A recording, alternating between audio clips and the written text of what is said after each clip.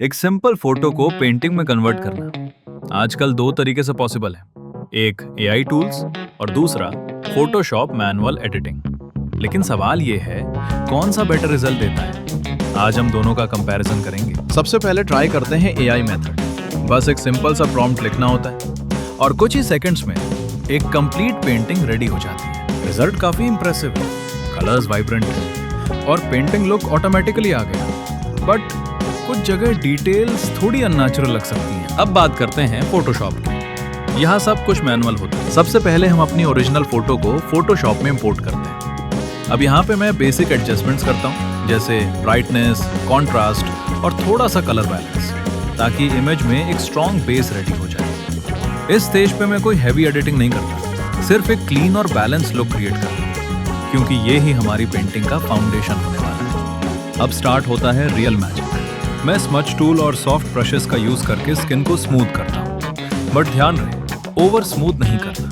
Natural texture maintain करना बहुत important है। मैं स्मॉल स्ट्रोक्स में काम करता हूँ, फेस के हर एरिया को स्लोली ब्लेंड करता हूँ, जैसे चीक्स, फोरहेड और जॉ लाइन। इससे एक पेंटरली इफेक्ट आता है जो रियलिस्टिक भी लगता है और आर्टिस्टिक भी। और अब आता है सबसे इंपॉर्टेंट स्टेप, मैनुअल डिटेलिंग। यहीं पर हम स्किन टोन्स को ब्लेंड करते हैं, आईज और हेयर को एनहांस करते हैं। इसी वजह से फोटोशॉप का रिजल्ट ज्यादा नेचुरल लगता है। ओवर स्मूथिंग मत करो, आईज और लिप्स हमेशा शार्प रखो, लाइटिंग रियलिस्टिक रखो, ओवर ग्लो नहीं। जूम करके डिटेलिंग करो।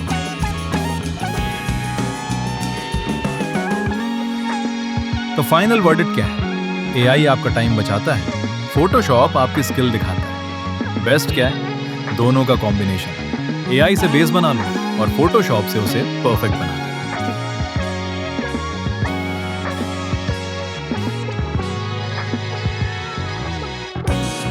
स्टेप बाय स्टेप हम फोटो को पेंटिंग में कन्वर्ट करते हैं और हर डिटेल को मैनुअली एनहांस करते हैं।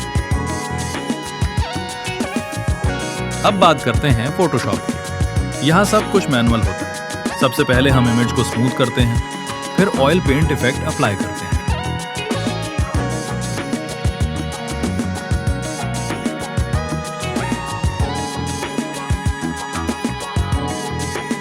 अब हम ऐड करते हैं एक सिनेमैटिक बैकग्राउंड, क्योंकि बैकग्राउंड ही पोर्ट्रेट को कंप्लीट फील देता है। मैं यहाँ पे एक सॉफ्ट ब्लर्ड बैकग्राउंड यूज करता हूँ, या तो ग्रेडियंट कलर्स या फिर लाइट इफेक्ट्स जैसे ग्लो और बोके। सब्जेक्ट को हाईलाइट करने के लिए मैं बैकग्राउंड को थोड़ा डार्क रखता हूँ और एजेस पे लाइट ऐड करता हूँ, ताकि डेप्थ क्रिएट हो।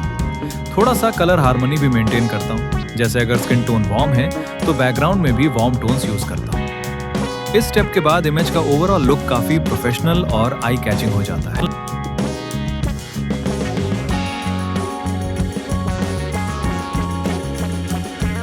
अब हम कलर्स और लाइटिंग को एडजस्ट करते हैं, ताकि पेंटिंग में डेप्थ और सिनेमैटिक फील आए।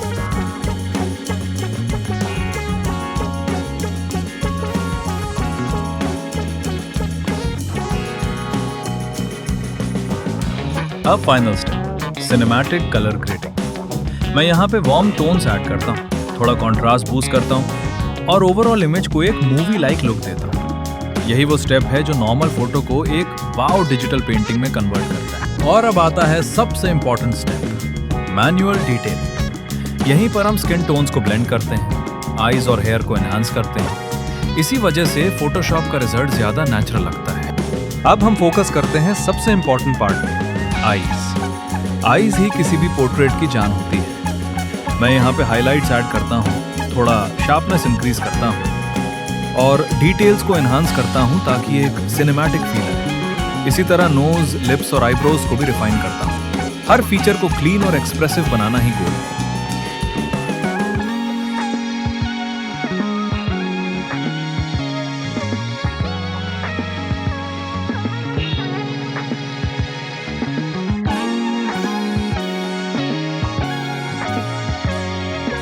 अब बात करते हैं हेयर की। हेयर डिटेलिंग थोड़ी टाइम कंज्यूमिंग होती है, लेकिन यही पोर्ट्रेट को नेक्स्ट लेवल पे ले जाती है। मैं स्ट्रैंड्स को मैनुअली एनहांस करता हूँ, लाइट और शैडो का यूज करके डेप्थ क्रिएट करता हूँ। इससे हेयर रियलिस्टिक लगता है और फ्लैट नहीं दिखता। तो अगर आप बिगिनर हो AI बेस्ट ऑप्शन है, लेकिन अगर आप प्रोफेशनल रिजल्ट चाहते हो तो फोटोशॉप ही बेस्ट है।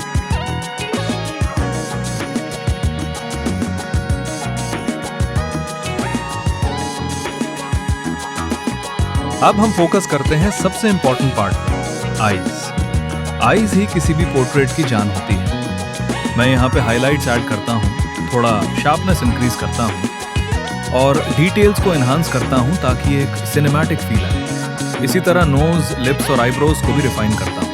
हर फीचर को क्लीन और एक्सप्रेसिव बनाना ही गोल है। ऐसे ही डिजिटल आर्ट और एडिटिंग वीडियोस के लिए Artisa23 को सब्सक्राइब करना मत भूलना। मिलते हैं नेक्स्ट वीडियो में।